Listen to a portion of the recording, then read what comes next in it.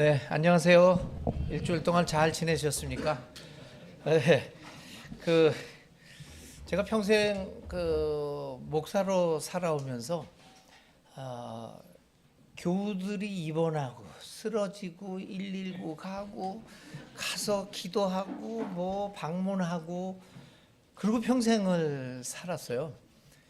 그리고 저는 한 번도 그런 일이 있을 거라는 것은 상상도 못했고 저는 늘 젊게 살아갈 줄 알고 있었습니다.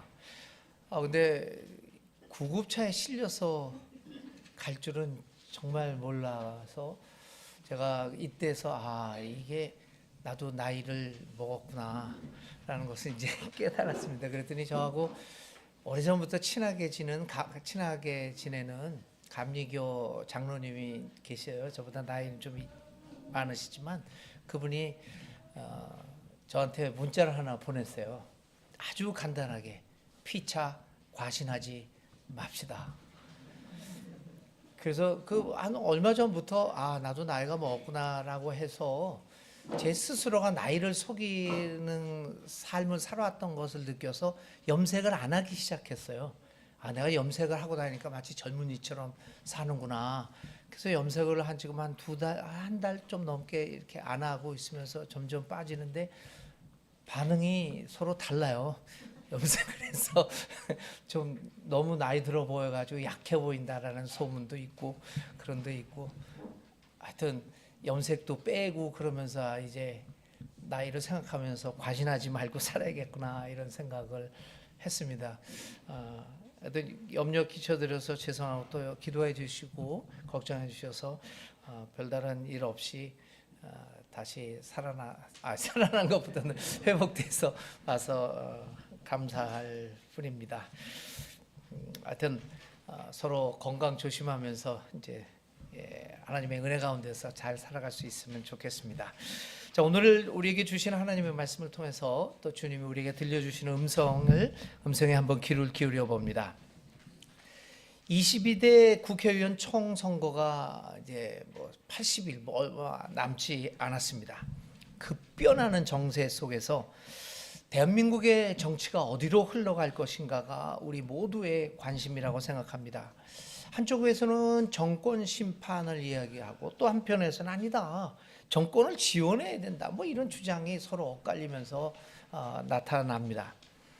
그러나 저는 오늘의 상황에서 어느 정권이 권력을 잡을 것이냐에 대한 관심도 중요하지만 그것을 넘어서서 오늘 우리 세계가 맞이하고 있는 체제와 문명의 변환에 대한 갈망이 더 많이 있습니다.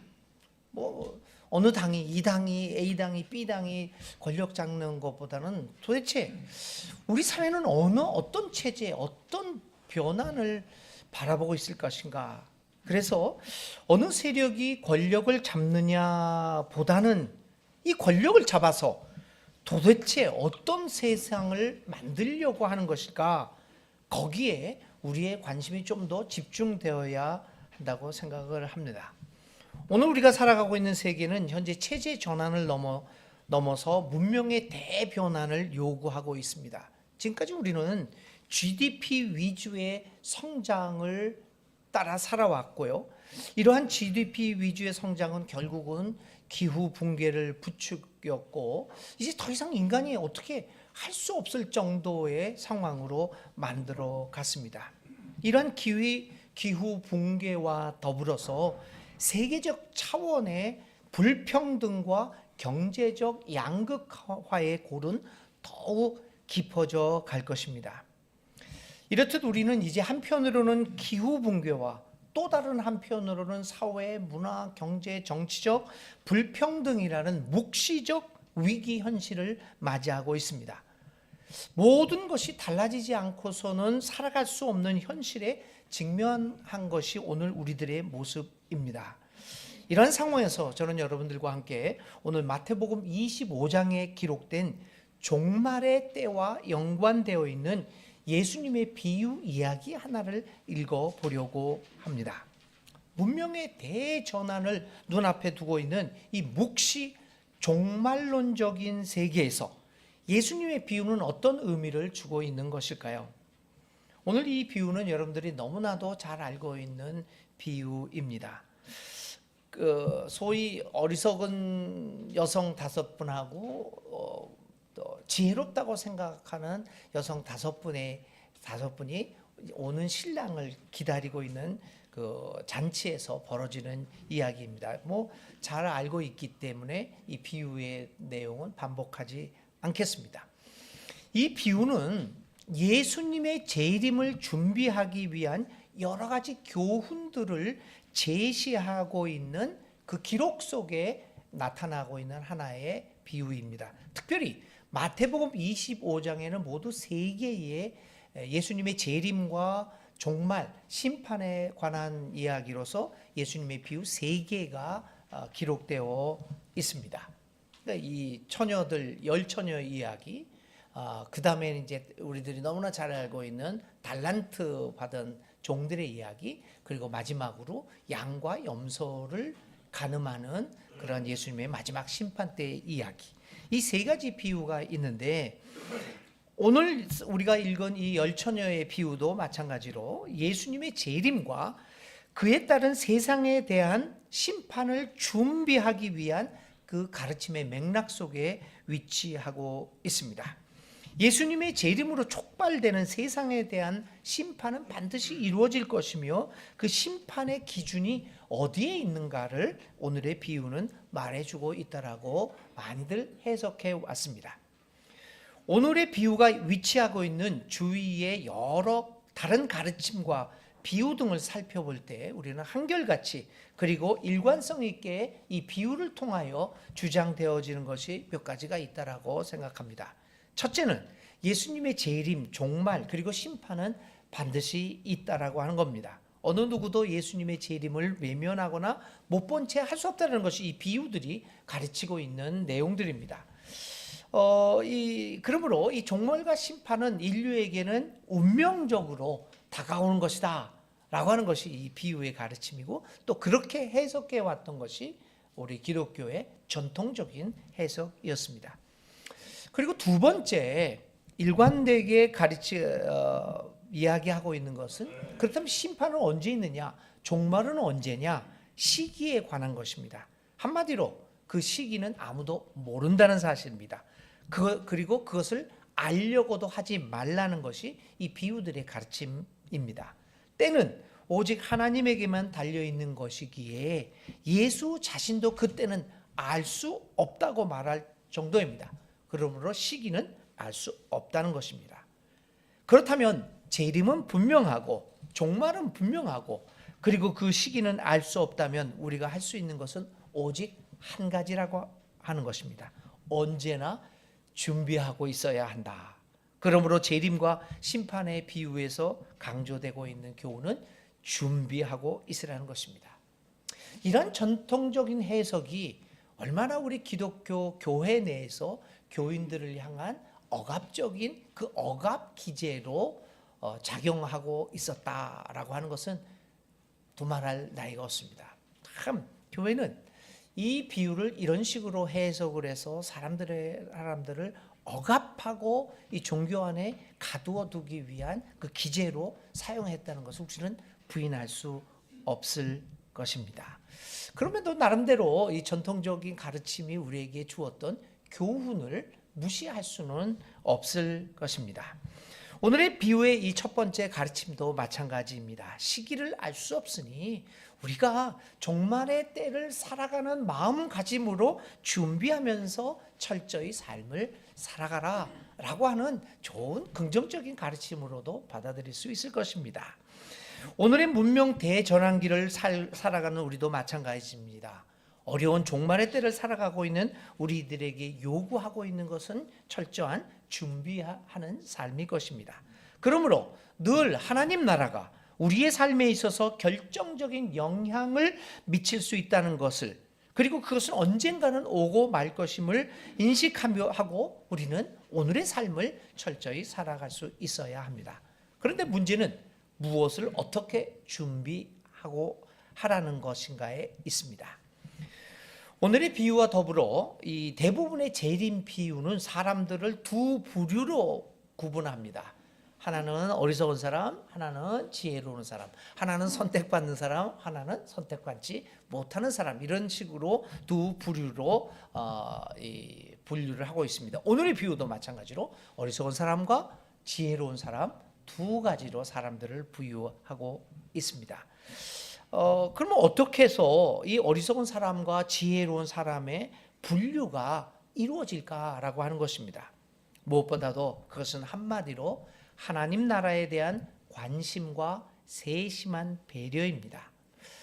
누가 지혜롭고 누가 어리석느냐라고 하는 것은 하나님 나라의 성격을 어떻게 제대로 파악하여 거기에 대처하는 능력이라고 볼 수 있습니다. 어리석은 사람은 하나님 나라에 대한 막연한 생각을 가지고 있습니다. 그들이 결코 나쁜 사람은 아닙니다. 어떻게 교회 다니는 사람들이 늘 보고 나쁘다고 얘기할 수 있겠습니까? 다 착한 사람들이죠. 우리도 그렇고 다.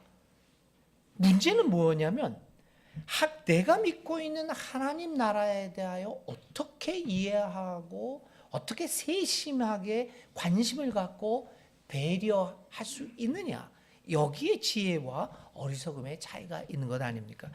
요즘 여러분들 그 이야기를 들으셨는지를 모르겠는데 요즘 교회에서 화제가 되고 있는 말이 하나 있어요. 그 말이 뭐냐면 어느 큰 교회에서, 그게 아주 유명한 교회입니다. 그 교회가 벽에다가 표를 이렇게 현수막을 내걸었는데 뭐라고 걸었냐면 너의 고난은 너의 죄보다 약하다. 이게 무슨 뜻입니까 이게? 이게 여러 가지로 해석할 수가 있어요. 나는 굉장히 죄인이다, 그러니 항상 겸손히 살아가야 되는 의미도 받지만 물론 좋은 의미로 아마 했을 거겠죠. 어떻게 교회가 그거를 나쁜 의미로 그걸 했어요. 너의 고난은 너의 죄보다 약하다. 그러니까 당신들이 당하는 고난이 더 심해지더라도 불평하지 마라. 네가 저지른 죄보다는 훨씬 약한 거니까 감사하고 살아라. 좋은 뜻을 했겠죠. 근데 여러분, 그 말이 지금 화제가 됐어요. 지금 논쟁이 굉장히 되고 있습니다. 근데 그 말이 일반 사람들한테 어떤 영향을 미칠까요, 여러분? 그분들이 나쁜 의도로 현수막을 내걸지는 않았겠지만 그럼에도 불구하고 전체적인 하나님 나라에 대한 관심과 배려의 부족으로 인한 글이 아니겠습니까? 그러니까 오늘 이 어리석은 여자와 지혜로운 여자의 말씀도 마찬가지로 하나님 나라에 대한 내가 어떤 관심을 갖고 있고 어떤 배려를 통해서 그것을 이해하고 있느냐, 이런 것들이 굉장히 중요하다고 합니다. 자, 그래서 이러한 본 비유는 이렇게 우리로 하여금 지혜로운 사람으로 살아가라라고 하는 것들을 우리에게 가르쳐주고 있는 그 전통적인 교훈에서 우리가 찾아볼 수 있습니다. 오늘의 비유에서 더욱더 한 걸음 더 나아가 보면 오늘의 비유에서 어리석은 사람과 지혜로운 사람의 차이는 기름을 갖고 있느냐 그렇지 않느냐에 또 달려 있습니다. 지혜로운 사람은 기름을 준비하고 있어서 기름이 떨어질 때쯤이면 준비했던 기름을 등에 채워 넣음으로써 등불을 유지시키고 있습니다. 그 반면에 어리석은 사람들은 기름을 준비하지 못했습니다. 그래서 가지고 있는 기름을 사용하다가 시간이 흐르면서 기름이 떨어질 수 있고 그래서 불이 꺼질 수 있다는 생각을 미처 하지 못하고 있었습니다. 시간이 흐릅니다. 가지고 있던 기름이 다 타버리자 그 여자들은 준비한 기름이 없어서 그만 불을 꺼뜨리고 말았습니다. 이런 의미에서 본 비유는 등과 기름에 있어서 중요한 교훈을 주고 있습니다. 첫째는 등 자체도 중요하지만 그 안을 채우고 또 그로 불을 환히 밝힐 수 있는 좋은 기름의 존재가 더 중요하다는 것을 보여줍니다. 좋은 기름이 없으면, 그래서 불을 환하게 낼 수 없다면 아무리 겉으로 화려한 외형을 갖추고 있다고 하더라도 그 등은 아무런 소용이 없습니다.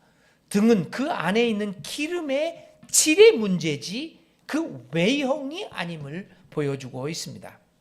오늘 우리 교회는 어떤 질의 기름을 가지고 있는가를 생각해 보아야 합니다.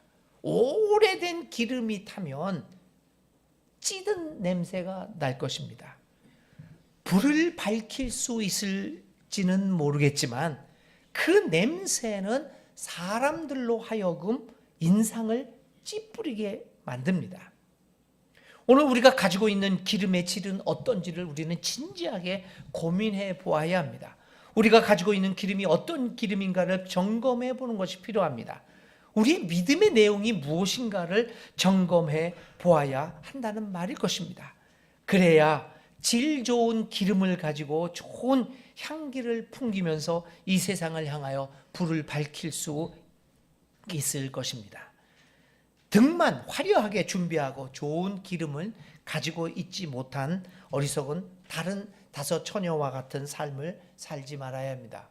여러분들이 이미 아시는 바와 같이 우리 한국 사회에서 최대의 종교는 이제 더 이상 불교가 아닙니다. 이미 다 아시죠?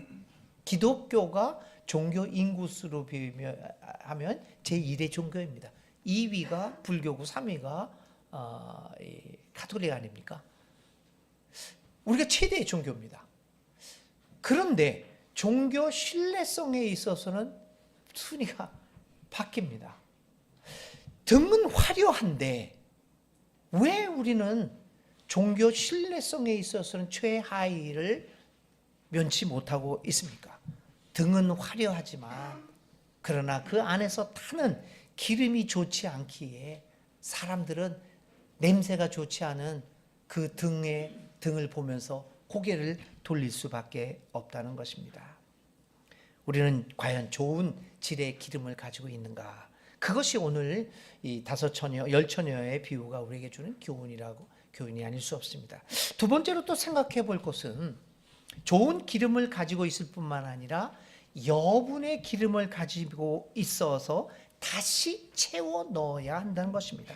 오늘의 비유에서 어리석은 5 여자들도 기름을 가지고 있었습니다. 빈 등을 들고 있었던 것은 아닙니다. 그러나 문제는 여분의 기름이 없어서 지속적으로 기름을 공급할 수 없었다는 데 있습니다. 기름의 지속적인 공급이 문제입니다. 리노베이션이라는 말이 있지 않습니까? 리하고 노베이션, 그 리는 다시라는 말이고 NOV는 새거 아닙니까? 새걸로 다시 채워 넣어야 한다는 겁니다. 등은 한번 기름을 채우는 것으로 그치지 않고 지속적으로 채워줘야 불을 밝힐 수 있습니다. 하나님 나라에 들어가는 믿음은, 하나님 나라의 지혜로운 믿음은 이처럼 지속적으로 하나님 나라를 향하여 개혁하고 변화해 나가는 믿음입니다. 10년 전에 알았던 믿음의 내용을 아직도 가지고 살아가고 있다고 한다면 그것은 마치 기름이 떨어진 등을 들고 있는 것과 마찬가지입니다. 그리고 기름이 떨어져서 등불을 밝힐 수도 없는데 마치 자신이 가지고 있는 등이 환한 불을 밝히고 있다고 착각하며 살아가는 것과 마찬가지입니다. 기름을 다시 채워 넣어야 합니다. 새롭게 리뉴를 해야 됩니다. 새로운 것으로 다시 채워 넣어야지 맨날 같은 것 가지고 채워 넣는 것은 의미가 없습니다. 하나님 말씀으로 자신을 개혁하고 변화시켜 나가는 노력을 게을리해서는 안 됩니다. 지속적인 새로운 기름의 공급은 우리로 하여금 우리의 믿음의 등불이 지속적으로 계속적으로 불을 밝힐 수 있도록 하여 하나님 나라의 오음이 지연되더라도 언제든지 우리는 거기에 맞아들일 준비가 되도록 해 줄 것입니다. 누가 어리석은 사람이고 누가 지혜로운 사람입니까? 여기까지 우리는 이 비유를 전통적인 시각에서 읽어보았습니다. 전통적인 시각의 해석도 우리에게 중요한 것들이 많이 있습니다. 그래서 전통적인 해석은 무조건 배격할 것이 아니라 거기서 우리의 상황에 맞게 새로운 의미들을 재창출해내는 것 굉장히 중요합니다. 하여간 여기까지 우리는 전통적인 시각에서 이 비유를 읽었고 아무런 문제도 발견할 수 없었을 것입니다. 그런데 오늘 우리가 읽은 비유는 교리 교과서가 아닙니다. 과학적 사실을 가르쳐주는 서적도 아닙니다. 오늘 읽은 이야기는 비유입니다. 비유는 이야기입니다. 그리고 그 비유는 살아있습니다.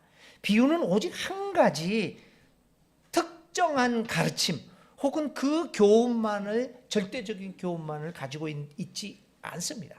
비유는 수학 공식이 아닙니다. 비유는 살아 움직이는 이야기입니다. 예수님의 비유도 마찬가지 아닙니까? 많은 경우 예수님이 비유로 가르치신 것은 그의 가르침이 죽은 가르침이 아니라 살아있는 가르침이 되기를 바라서 비유로 가르쳤지 않았을까요? 예수님은 이제 요한복음에는 예수님의 비유가 나타나지 않는데요. 공감복음서에서 약 37에서 38가지의 비유를 예수님이 가르치십니다. 그러니까 예수님의 가르침은 뭐 교리처럼 우리처럼 뭐 이신득이 믿으면 뭐 의롭게 되고 뭐 이런 그 뭐 삼위일체가 어쩌고 저쩌고 그런 걸 가르치신 것이 아니라 예수님의 가르침의 대부분은 이야기였습니다. 그 이야기를 통해서 그 자신의 가르침이 살아 움직이기를, 오직 한 가지 교훈만으로 남는 것이 아니라 살아 움직이는 가르침이 되기를 바랬던 것이 아니었을까 생각해 봅니다. 예수님은 그래서 이 열처녀의 비유를 통하여 우리에게 생각할 주제들을 제시하고 있습니다. 오늘의 상황에서. 그리고 우리 보고 다시 한번 너희들의 삶을 생각해 보라고 합니다. 이제 오늘의 상황에서 이 비유를 새롭게 읽어보면 어떨까요? 위에서 말씀드린 것처럼 우리는 기후 붕괴와 극심한 불평등의 사회에서 살아가고 있습니다. 특히 불평등의 사회에서 오늘의 비유를 읽어보면 묘한 느낌을 가지지 않을 수 없습니다. 저는 이 비유를 읽으면 굉장히 불편함을 느낍니다. 저는 이게 마태복음 25장에 세 가지 비유가 있는데 굉장히 불편하게 읽습니다. 여러분은 오늘 열처녀 비유를 읽으면서 불편한 마음이 혹시 들지 않았습니까? 예수님의 비유치고는 사랑과 관용과 포용의 그 하나님, 그 예수님의 비유치고는, 그리고 하나님 나라에 관한 비유라고 말하기에는 무엇인가 석연치 않은 불편한 상황이 발생한다는 사실입니다. 사실 당시 이 비유를 듣거나 혹은 후일 읽었던 청중과 독자들의 상황에서 생각해 볼 때도 오늘 이 비유의 분위기는 그리 유쾌하거나 명쾌하지 않습니다. 조금은 잔인하다는 생각도 듭니다. 기름을 넉넉히 준비해 놓았던 5명이, 그리고 자기네들만 쏙 들어가 버렸던 이 5명이 야속해 보이기도 합니다. 가지고 있던 기름을 좀 나에게도 나누어줘서 나도 함께 신랑을 맞잡고 같이 손잡고 그 잔치에 들어가면 안 됐을까라고 하는 섭섭한 마음도 듭니다. 왜냐하면, 왜 제게 그런 마음이 들까요?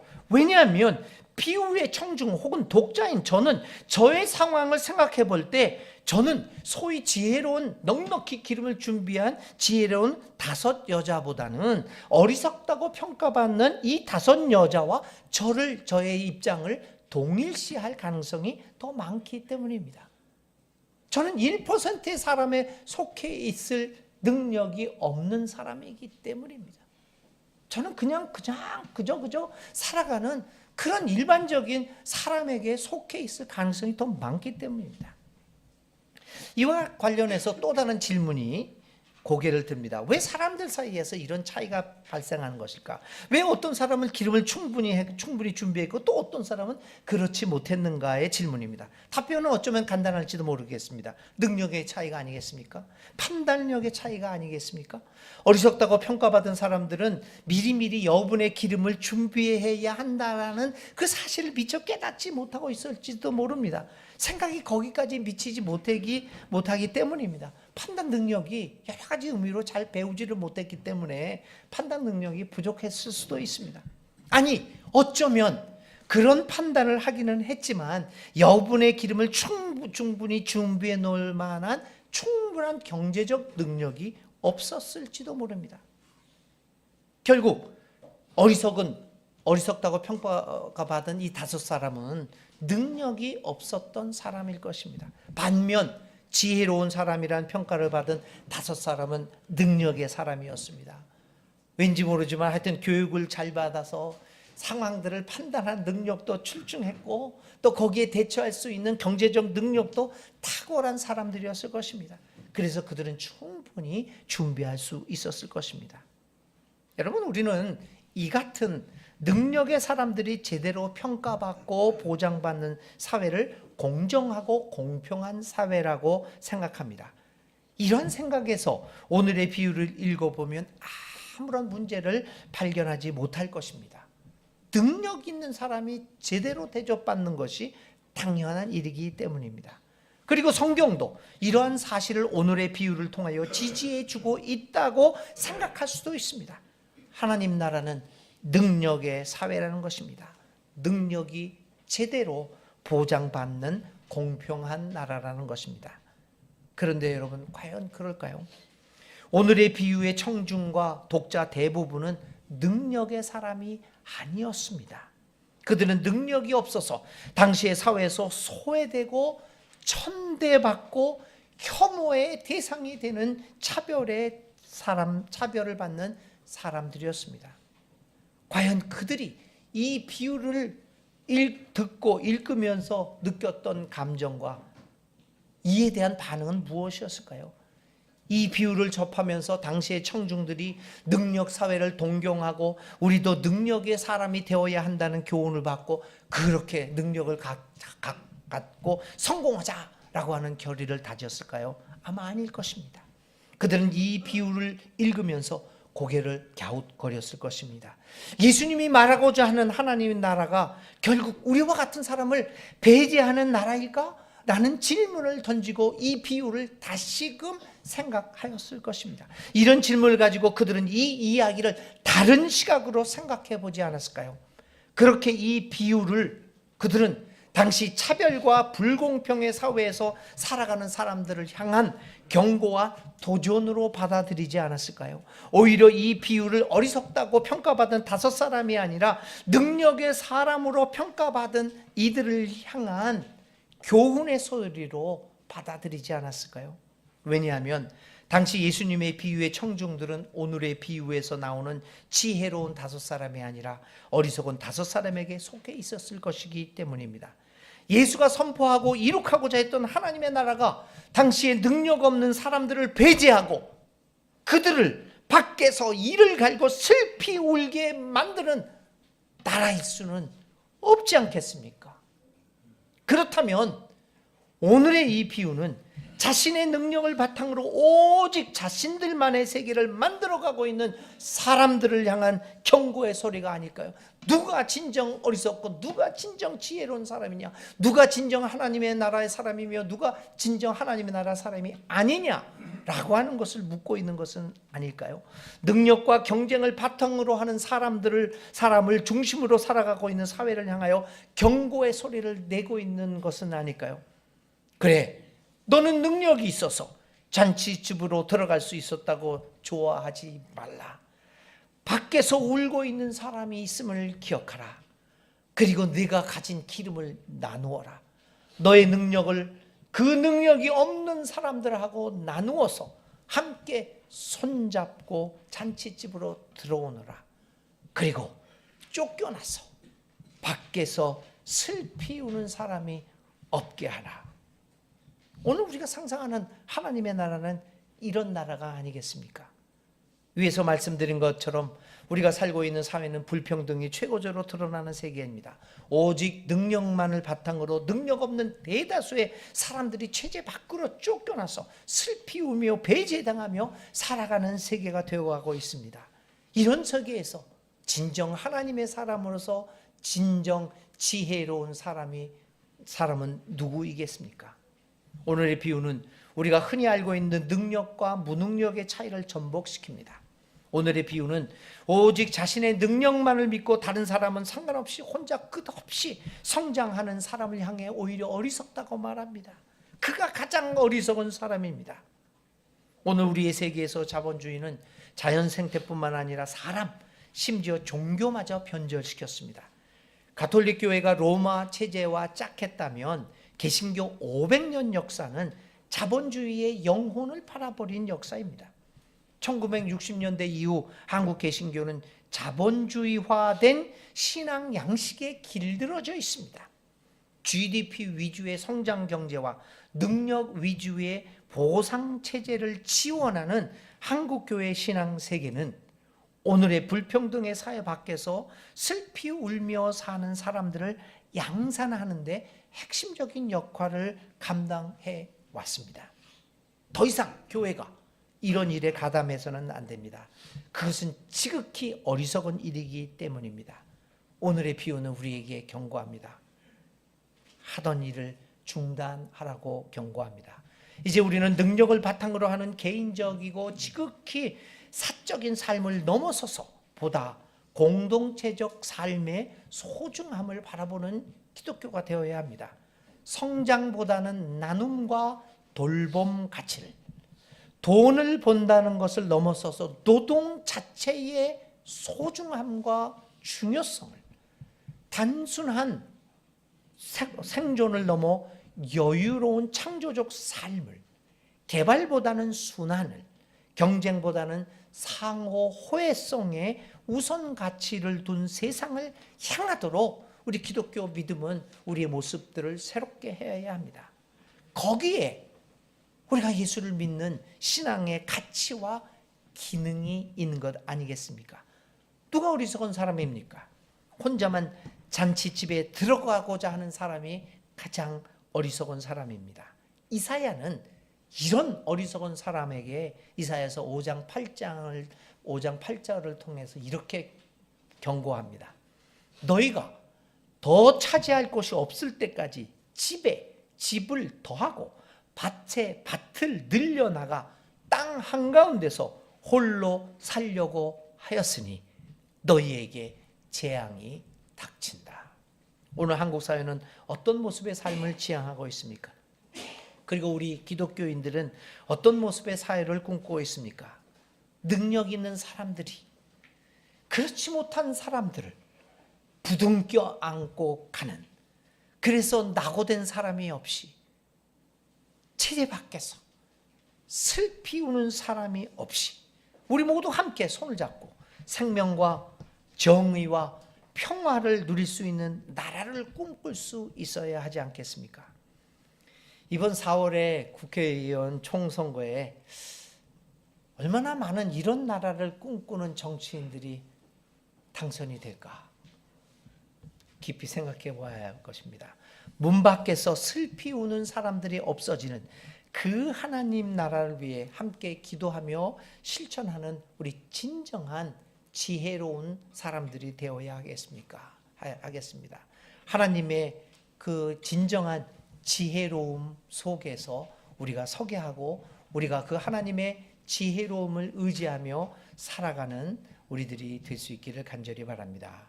그래서 이렇게 기도드립니다. 주님의 정의로우심에 우리가 서게 하소서. 주님의 지혜로우심에 우리가 서게 하소서.